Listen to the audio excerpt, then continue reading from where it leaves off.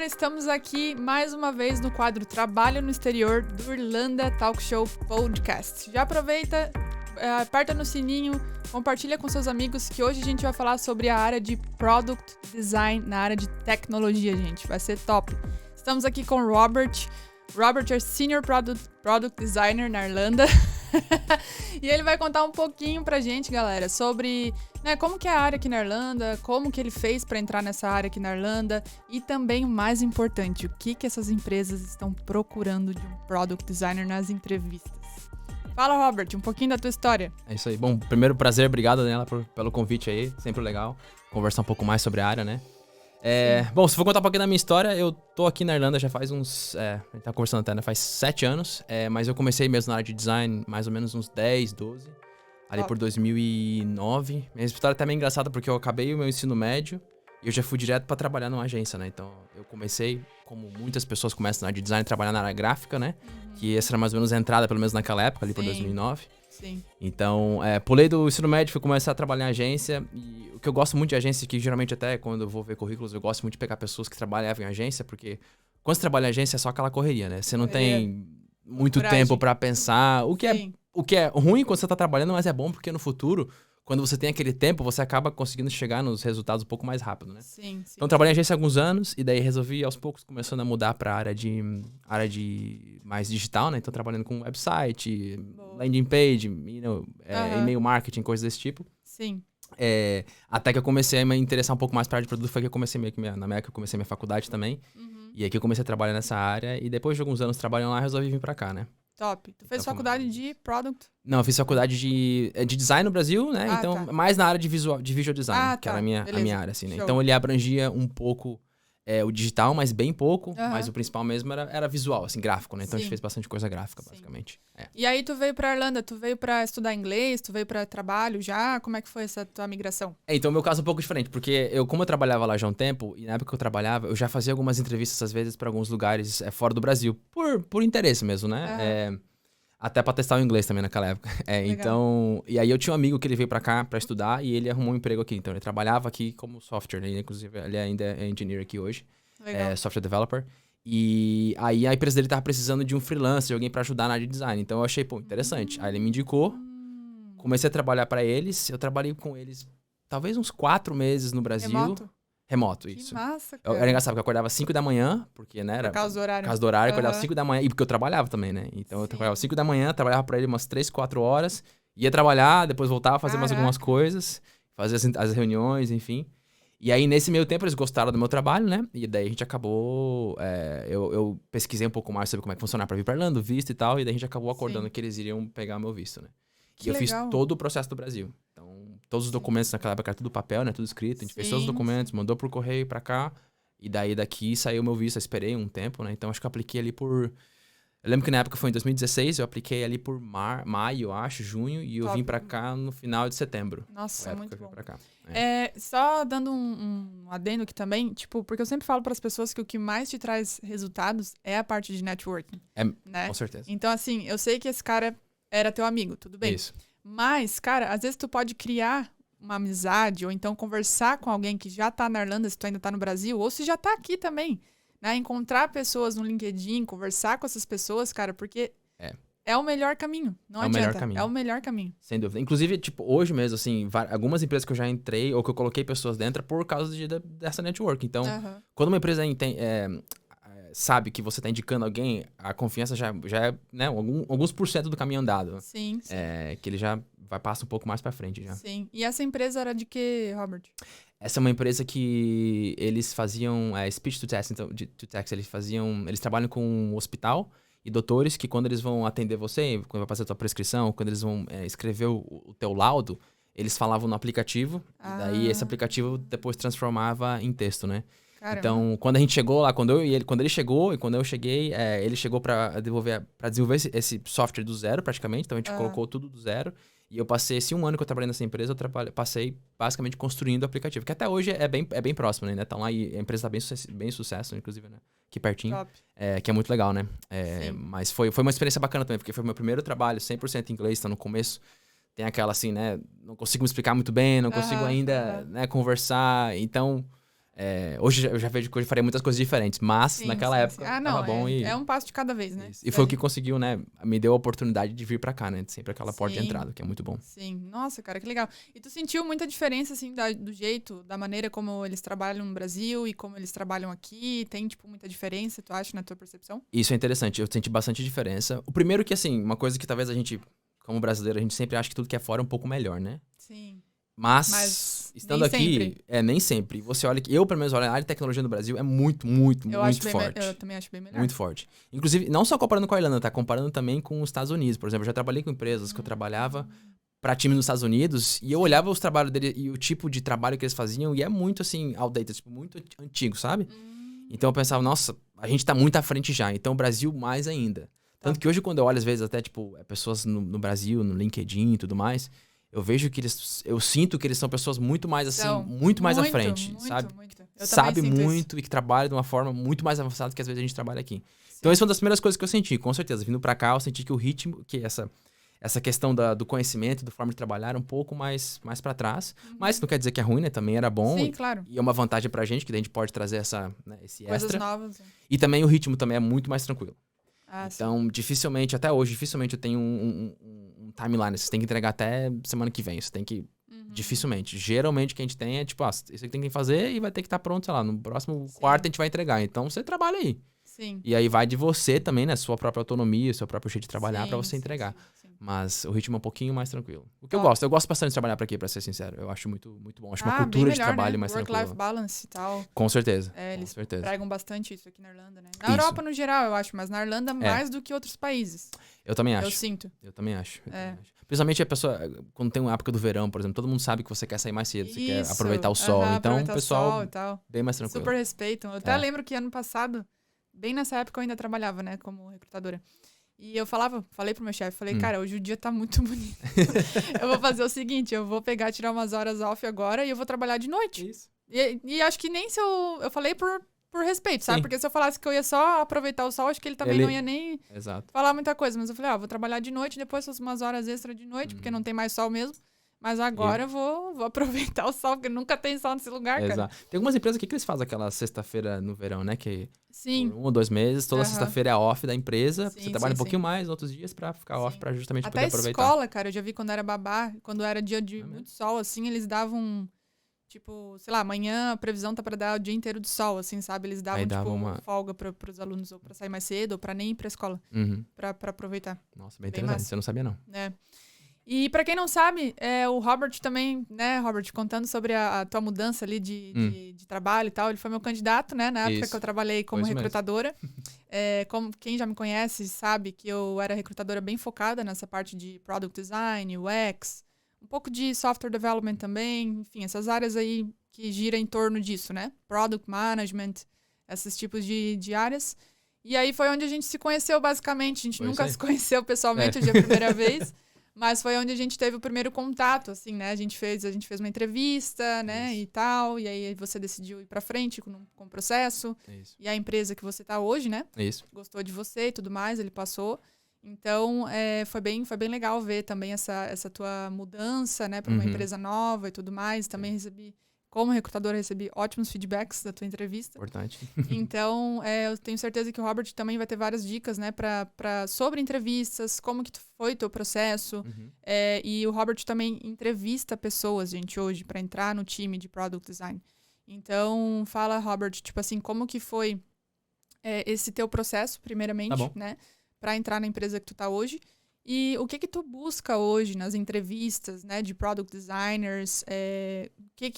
O que é mais importante hoje em questão, né, que a gente fala muito sobre end-to-end process, UX research, né, não só a parte do design, e ter aquele conhecimento tipo agile methodologies e tudo mais, né? O que vocês realmente estão buscando no mercado hoje? Legal. Então, um pouco sobre o processo que eu tive, né? Então, geralmente, acho que isso não é só a minha empresa, várias empresas têm da mesma forma, né? Um recrutador, nesse caso, você entrar em contato comigo, explica a vaga, me manda o job specs, eu olho e entendo, bom, faz sentido, né? Geralmente, acho que ali também tem uma questão do salário também, né? Uma ideia, o salário bate com o que você está esperando, bate, show de bola. E aí, eu tive então, essa conversa com você e depois eu tive já uma conversa com o meu hiring manager naquela época, que hoje é minha chefe. Então a gente teve uma conversa bem, um pouco mais tranquila, mais geral, a questão da cultura, mas também a questão um pouco mais da prática também, porque querendo ou não, ela era VP de produto, né? Então ela sabe muito dessa área, então é uma pessoa que tem bastante conhecimento, então ela me perguntou várias coisas para entender como eu trabalhava, né? E eu lembro que daí o próximo step depois disso foi uma reunião com o senior designer daquela época na empresa, que ele trabalhava lá. Então eu tive uma conversa com ele também.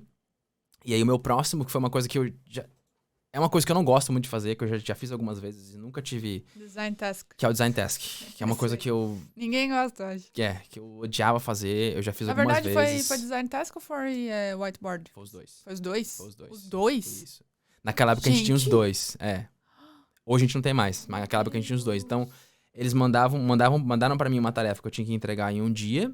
Eu acho que, desculpa te cortar, mas vamos falar o que é whiteboard primeiro? Talvez tenha alguém que não saiba. Vamos falar. O que é whiteboard? Whiteboard é uma coisa muito legal. Eu não sei. Que é uma coisa muito legal, que começou... É o Whiteboard Challenge, que eles chamam, né? É uma coisa que começou, se eu não me engano, no Google. O Google faz muito isso ainda. Ou, não sei agora que o Google muda tanto, né? Mas fazia muito naquela época. Que é basicamente, né? Antes da época do Covid, quando era uma coisa ali, eles chegavam pra você num lugar, né? Vazio, te davam um problema. Então, te falavam que... Né, vamos usar um exemplo aqui, talvez de... Você não tem carro e nós precisamos desenvolver um serviço que aluga carro pras pessoas. E geralmente mistura o digital e o físico. Geralmente, porque parece um problema que você tem que resolver. E não é nada muito complexo. Geralmente também não é nada relacionado à empresa. Eles não estão ali para tentar, né, fazer você trabalhar para eles de graça. Totalmente outra pegada. Sim. E aí você tem um quadro branco, um whiteboard, para você resolver aquele problema. Sim. E a ideia do Whiteboard Challenge é para ele entender o processo, entender qual que é o seu design thinking, como é que você pensa nessa área de design. E também, geralmente, tem alguém com você, né? Então, se for um designer, um PM, um Product Manager vai estar ali com você, te ajudando. Então, você vai liderar, geralmente, mas o Product Manager vai estar te ajudando. Legal. E aí, esse Product Manager também vai conseguir, enquanto você está trabalhando, primeiro entender como é que você trabalha, como é que você faz.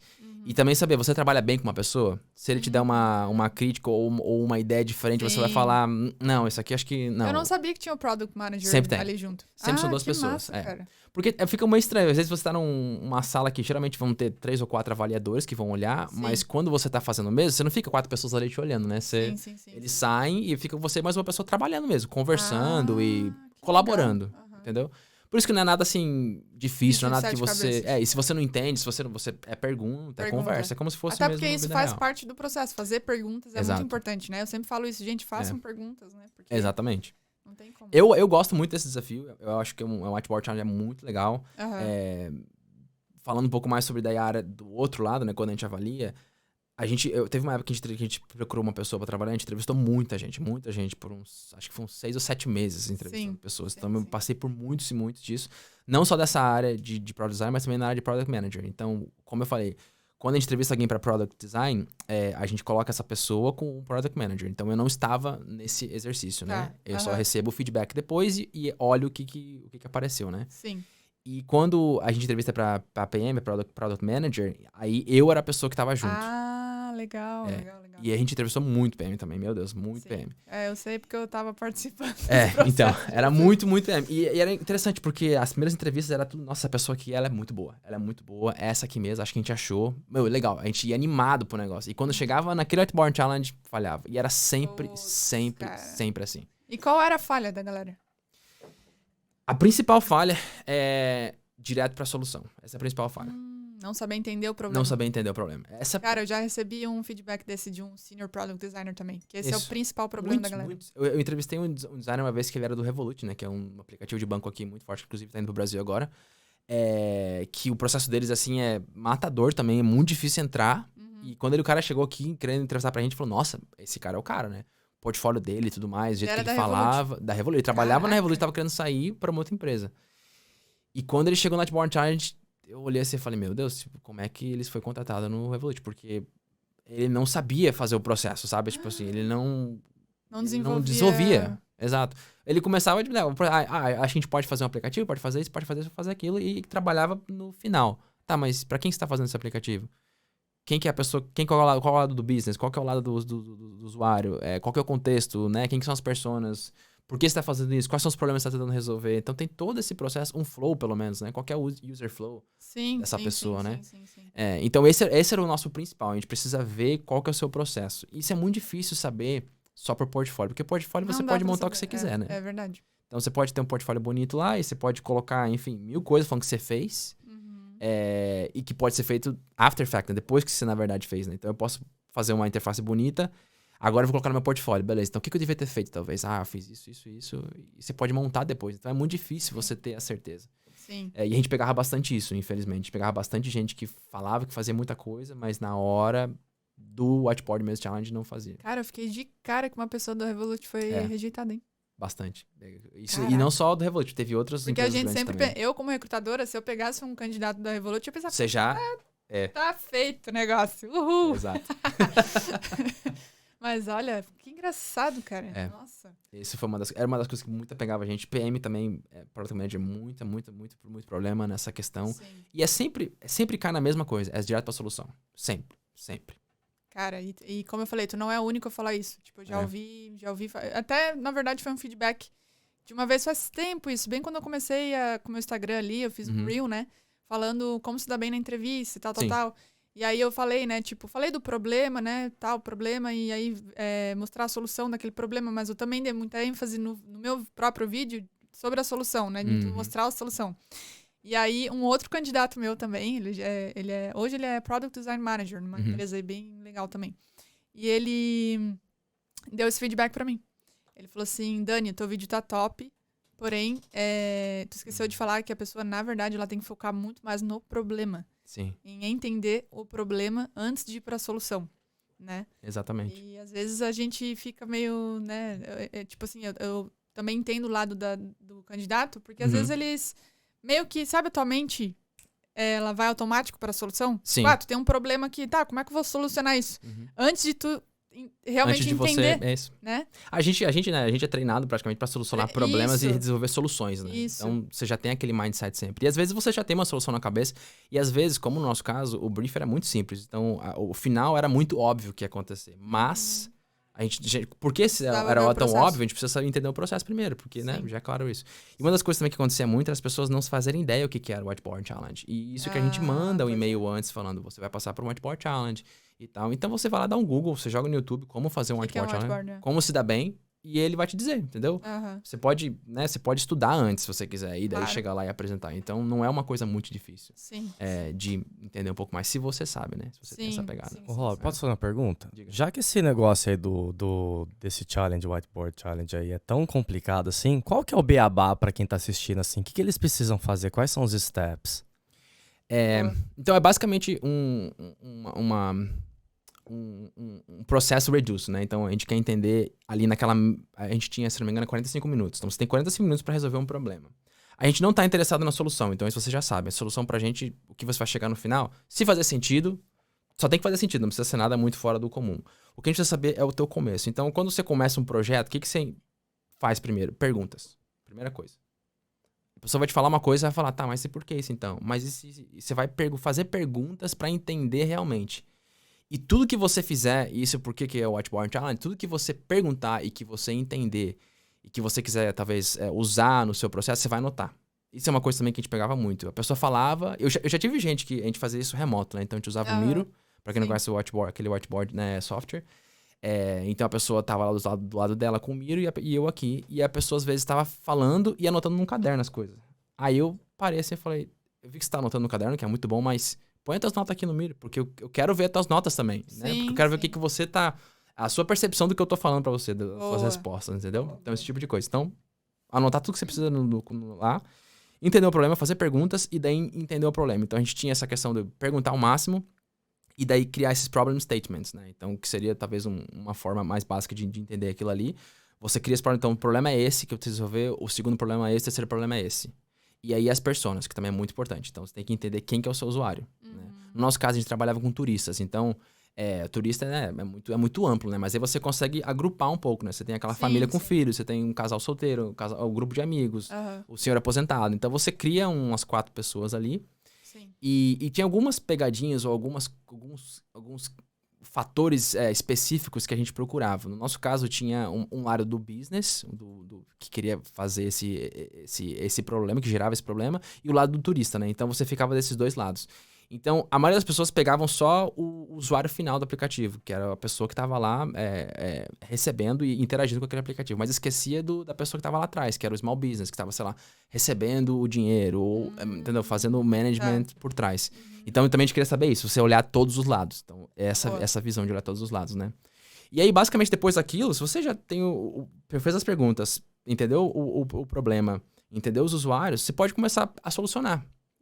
Só que a sua solução não vai ser começar a desenhar um aplicativo ou o que você quer que seja, né? Você vai gerar o que nós podemos fazer. Podemos fazer isso, podemos fazer aquilo, podemos fazer isso. Então, você faz aquele brainstorm e aí disso você começa a funilar um pouco e remover algumas coisas, talvez que não faça muito sentido, e chegar em uma ou mais soluções. E aí, a gente quer ver, antes de você pular para talvez fazer um wireframe, você fazer um user journey ali. Então, a pessoa vai chegar, ela vai fazer o login, ela vai criar uma senha, ela vai, entendeu? Não, em vez de criar senha, ela vai poder logar com o Facebook ou com o Google. Boa. Esse tipo de coisa, assim, sabe? O pagamento, como é que vai ser? O cartão de crédito, mas também ela pode usar o Apple Pay, ela pode usar isso. Pra gente entender que você também sabe, né, inovar e também você é uma pessoa organizada que consegue entender o flow. Que isso pra gente é muito importante na área de Product Design. Sim. Você não é uma pessoa que vai só estar construindo uma interface bonita ou só pesquisando. Você precisa fazer um pouco dos dois e chegar num final que funcione, né? Perfeito. Então, a gente seria essa parte. E geralmente as pessoas, no 45 que a gente tinha, eles terminavam ali. Geralmente terminava com uma user journey e era pronto. E aí também tem a parte da apresentação, né? Que daí no final, todo mundo volta, que geralmente são 3, 4 pessoas, e daí você apresenta o que você fez. E como eu falei antes, sempre vai ter alguém com você. Então, essa colaboração é muito importante. Sim. E quando você tá fazendo, você tá falando. Você tá fazendo, eu vou colocar isso aqui por causa disso, eu vou colocar isso aqui por causa disso. Então é um exercício também, né? Às vezes você tá acostumado a trabalhar sozinho, a só fazer você ali, né? Então você tem que também ter essa visão. Eu vejo que essa parte de colaboração é muito importante, né? Nessa área, porque vocês trabalham com vários times diferentes, né? Product Manager, Developers, sei lá, com às vezes stakeholders, CEO, times. Customer Experience, muita coisa. Então, tipo, isso aí pega bastante também na parte, porque a gente tá falando bastante aqui da task, né? Do whiteboard. Isso, do whiteboard. Mas na parte da entrevista em si, né? De Q&A, questions and answers, eles vão fazer muita pergunta sobre isso. Né? Sobre o teu lado colaborativo, como que tu colabora com pessoas, qual foi a última vez que, né, tu trabalhou num projeto em cross-functional teams, né? Como que foi? Como que vocês chegaram num consenso final, né? Se tem algum problema, como é que você resolveu? Muita coisa assim também. Isso também é uma coisa muito importante que a gente pega na entrevista, que como eu falei, se você é bem treinado, se você, né, sabe se portar bem e falar bem, você consegue passar por isso. Sim. Mas não é todo mundo que tem essa pegada, porque eu entendo que nem todo mundo vai ser aberto ou sociável ou fácil de falar em público, né? Sim. Mas numa entrevista, a gente do outro lado, é isso que a gente tá procurando. Quando eu entrevisto você, eu tô pensando, eu quero trabalhar com essa pessoa, é uma pessoa que eu seria, entendeu? Seria legal de trabalhar com ela? Sim. Ou uma pessoa muito fechada, que ela só responde o que você fala. Nossa, tá falando exatamente as coisas que eu falo pra galera. Isso é muito importante, porque eu preciso saber, cara, se eu quero trabalhar. Eu sempre falo, pensa com a cabeça do entrevistador. Isso. Se tu tivesse te entrevistando, tu ia querer trabalhar contigo? Exatamente. Se tu tá assim, tipo... Exatamente. Né, tipo... E eu sempre falo que... Eu sempre dou ênfase aqui também, em quase todos os podcasts, do inglês. Né? Que, tipo assim, tu ter uma boa comunicação, tu ter energia, tu ser uma pessoa boa de se trabalhar, ser colaborativo, não é ter um inglês perfeito. Não é sobre isso, gente. É tu ter um inglês comunicativo. Claro, tu tem que ter boas communication skills e tal. Teu inglês tem que ser comunicativo, tu tem que entender as pessoas, tu tem que falar. Mas, cara, errar, tu não erra até hoje. Normal, eu erro até hoje. Ninguém olha pra você de torto porque você errou. Não, nada a ver. Nada a ver. Eles querem saber se tu tá ali, né? Tipo, entendendo o problema, fazendo o que tem que ser feito, colaborando com todo mundo. É isso. Esse é o core do negócio. Eu fiz entrevista nessa época também de uma pessoa que era ucraniana. Ela tava na Ucrânia ainda, ou acho que ela tava no outro país, ela tava querendo vir pra cá, mas ela falava muito pouco inglês. Mas a gente passou ela, porque minha chefe conversou com ela, passou ela, mesmo não falando muito bem inglês, mas o trabalho dela parecia muito bom. E a entrevista que eu fiz com ela foi um pouco difícil, porque tinha coisa que ela não entendia. Aí eu tinha que dar tentar falar de uma forma diferente, explicar e tal. Acabou que não deu certo justamente por causa do inglês. Mas ninguém focou no problema do inglês. Se ela soubesse trabalhar muito bem e fosse uma pessoa, né, que a gente precisava, a gente ia ser contratada, mesmo tendo dificuldade de falar, entendeu? Sim. Então... E eu já trabalhei com outras empresas, né? Além da que tu tá hoje, claro, contratando product designers. E, cara, eu tive que rejeitar muitos irlandeses, pessoas nativas, por conta de communication skills. Então, o hiring manager me ligava e falava assim, não tá sendo passado por causa de communication skills. E aí, eu falava, gente, como assim, cara? Então, tu vê que não é sobre o inglês nativo, não é nada sobre isso. É sobre outro feedback que eu recebia bastante, não sei se tu vai concordar comigo, é sobre convencer stakeholders sobre a tua ideia, sobre, né, tipo, não só convencer, gente, de ficar ali, olha, isso aqui vai dar certo, mas, tipo, por dados, né? Tipo, mostrar os dados, mostrar que por meio de pesquisa vocês chegaram a essa conclusão, então a gente quer fazer essa mudança e tu tem que falar isso pro CEO, pra, sei lá, pro VP, né? Que é importante fazer essa mudança. Sim. Por quê? Porque a gente encontrou isso aqui na nossa pesquisa, né? Se tu não mostrar dados, se tu não souber convencer, se tu não souber apresentar de uma maneira efetiva, eficaz, né?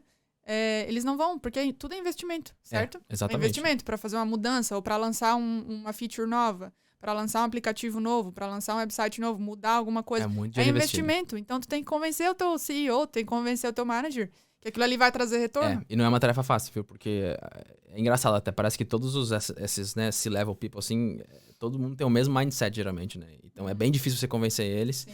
E você tem que realmente saber e mostrar o porquê, como você falou, tem que ter a razão. Nada que você vai ser feito é só porque eu gostei, porque eu achei bonito.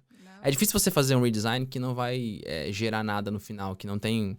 hoje não tem um problema, mas eu quero fazer mais bonito. Mas por quê? Porque é mais bonito. Talvez a gente entenda, não. Mais bonito talvez vai ser melhor no futuro pra pessoa, né, usar e tal. Sim. Talvez vá ganhar no futuro, mas agora o investimento talvez não valha a pena. E a gente também precisa saber, né, dar um passo pra trás às vezes, né? Sim, que é difícil. É bem difícil.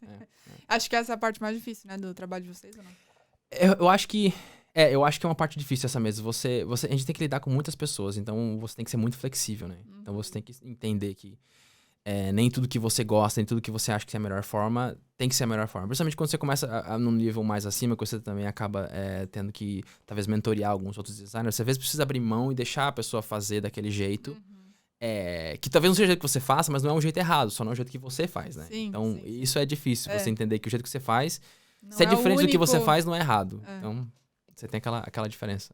Sim. Cara, que legal, meu. Nossa, muito, muito... Acho que foram dicas bem valiosas, assim, sobre a entrevista e tudo mais, né? E tu faz mais a parte do whiteboard ou tu faz a própria entrevista também, tipo, Q&A? Eu geralmente faço... Então, hoje... Não hoje, né? Mas quando a gente tava entrevistando um pouco mais, a minha chefe, então ela fazia essa primeira entrevista. Então ela fazia essa peneira, vamos dizer assim, né? Gostei dessa pessoa. Que inclusive, como eu falei antes, às vezes ela gostava muito, muito, muito de alguém. E quando veio pra gente falava, nossa, mas como é que ela gostou de uma pessoa dessa, né? Mas, isso que dá, né? É muito da interpretação de cada um, né? Sim. E aí depois eu vou pra próxima fase. Então quando sai dela, vem pra mim, e daí eu faço uma análise, e daí depois a gente vai pro Whiteboard Challenge, e daí a gente finaliza. Então a gente removeu a Design Task depois de um tempo. Assim que eu entrei, na verdade, eu fui uma das pessoas que falei pra remover, porque é uma coisa que eu não gosto, que eu não acho que agrega em muita coisa. Sim. Para níveis mais mid pra cima, né? Eu acredito que um júnior faz todo sentido. Eu concordo também. Porque é isso que a gente quer saber, né? Você, né, consegue fazer alguma coisa, consegue, legal, tem potencial, show. Claro.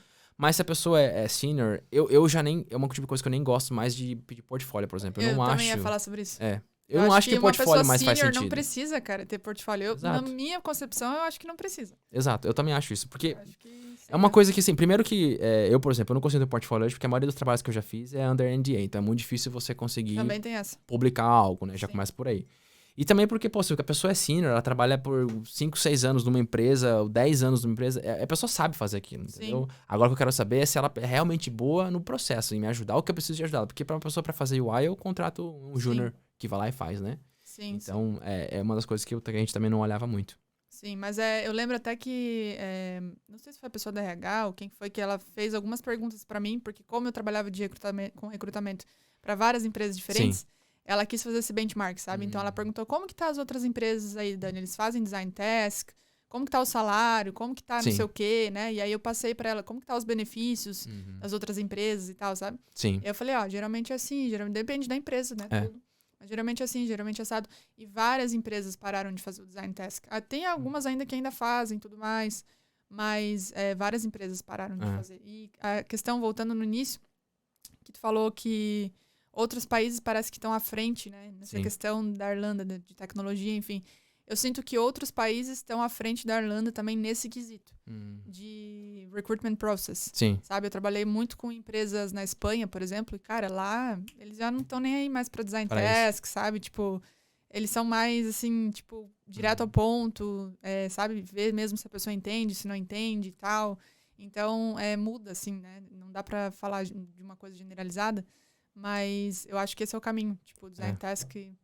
Hoje a gente volta pro básico, né? Do que é um product designer. Ele vai fazer a interface final, mas essa é a menor parte, é o 20% do trabalho deles. 80% é entender, é pesquisar, é saber que está resolvendo o problema certo e a solução que você está produzindo é a ideal, né? Resolvendo um problema. Então, esse é o nosso trabalho hoje, né? Então, se eu tenho uma pessoa que ela é muito boa a fazer isso e ela não é tão boa assim na interface, é ok, porque eu tenho um design system, eu consigo ajudar ela a chegar ali, né? Agora é muito mais difícil o contrário. Uma pessoa que é muito boa no final, mas ela não sabe fazer no começo, demanda muito mais tempo de coaching, para ensinar e tudo mais, né? Então, pra gente, essa era a parte mais importante, né? Sim.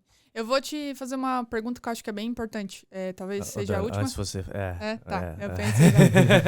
Sim, eu acho que vai ser a última pergunta. Tá.